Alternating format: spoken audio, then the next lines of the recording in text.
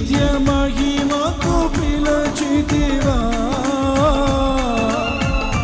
నీ స్వాస్థ్యముగా నన్ను మార్చితివా.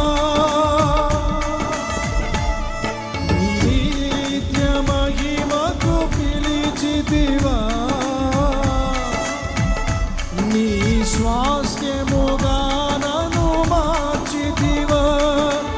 ఆత్మాభిషేకముతో స్థిరపరచిన ఆరాధ్యుడా నిన్నే గణపరతును.